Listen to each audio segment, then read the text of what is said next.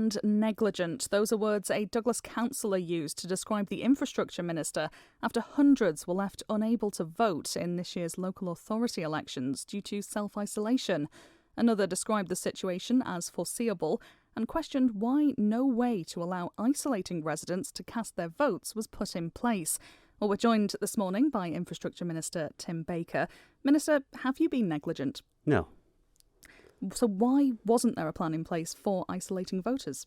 So there was a plan in place for isolating voters in terms of absent votes, and people were able to apply for those. But not in enough time. You didn't have enough notice if you were isolated a day or two before. Yes, I do accept that. And with hindsight, we look back on some of the decisions that have been made over the 18 months or so since the elections these elections were due to take place in April 2020, and essentially they were postponed once, and then they were postponed again. We've carried on with the same legislative framework for these elections that was in place for the original elections, because these are the 2020 elections that were postponed in the same way as this is the 2020 Olympics that's postponed to 2021. Now, all these issues have been addressed in the round in the election legislation changes, which are already in place, will be implemented for the Keys election in September, and then will be rolled out for the next set of local authority elections. So we have the solutions.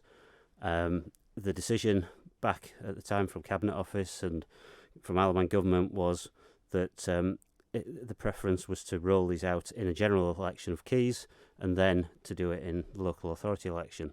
And with hindsight, you may say that would have solved the problem. And I've heard the quotes from the two individuals who I congratulate on their appointments and in succeeding in mobilising their support in this situation.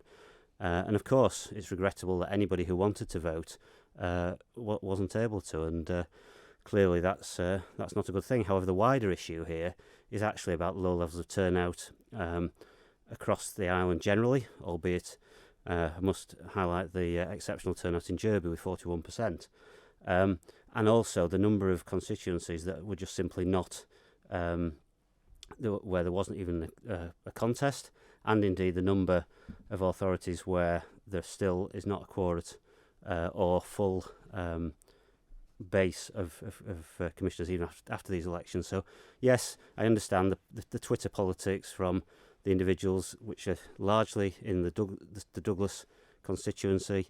Wider than that, there's a far more profound issue, which is where we really should be talking about around the engagement in local politics and why the vast majority of people, whether they're isolated or not, choose not to vote when they have the right to do it. But the word you use there is choose. Yeah. A lot of people didn't have that choice. Is that right?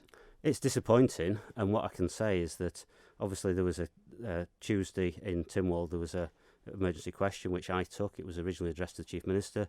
I took it, and since then we revisited all the issues that had already been looked at in the previous week around were there any other options to do anything different, and every option was considered. We looked at civil defence, we looked at Isle of Man Post Office, we looked at could we have some sort of mobile facility, could we somehow suspend the 7-day rule. We had legislation there to be drafted if that was necessary. The very clear advice from the Attorney General's chambers was that we're in danger of changing a known problem for other unknown problems that would be equally or if not more serious. For example, polling cards had already been issued, so to allow someone with a polling card an absent vote could have potentially compromised the integrity of the voting process. We engaged with local authorities, and they some had an appetite to try and do something. Some didn't see it as much of an issue, but actually the majority it was too hard a problem to fix at this point in time without potentially compromising the integrity of the election process. It may have been too much of an issue to fix at this point in time, but you say this is, you admit yourself, it's been postponed 2 times. This isn't a new situation. We knew that coronavirus was affecting the local authority elections last year. Why did it take until this last couple of weeks to start realising this could be an issue? Well, I think you've got to look at where we are. The scale of the COVID pandemic on the Isle of Man now is completely different from where it's been at any time in that last 18-month period. I mean, I heard Andrew Bentley say it was entirely foreseeable, and I'd say, well, what did he do about it at that point in time? Why weren't... It was mentioned in Douglas Council. It may be mentioned in Douglas Council, but many things are mentioned by many people. It's actually about saying, okay, we want something different doing about this. There were concerns, there were comments raised about the election, but those were primarily about the election that was due to take place in April 2021. So that was the second version. The being mentioned in Douglas Council, I understand, was primarily around that. And it's been postponed twice. We did consider postponing it again, but we felt that the consequences for the local authorities across the whole of the island were far worse than proceeding, and that was the decision we made. We're in a pandemic. We've got difficult choices to make. It's very easy sitting on the outside and just saying, we'll just sort that out without any understanding of the ramifications of it. We can pass laws, we can say this is what the rules are going to be.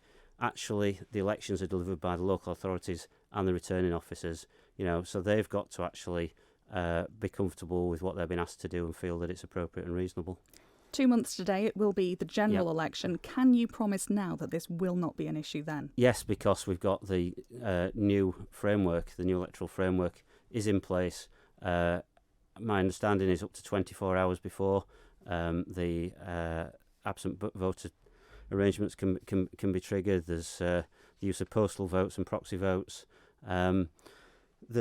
All the learnings from the 2016 Keys election have all been learnt, and they've all been played out into that legislative framework. So actually the solution is there. The real question is, could and should it have been implemented for this election that we've just had, rather than doing it in the Keys general election? The decision was, from a broader perspective, that at the time that the Keys election was the one to effectively use as the first outworking of this. And with hindsight, you might have changed that, but everything's easy with hindsight, Sean.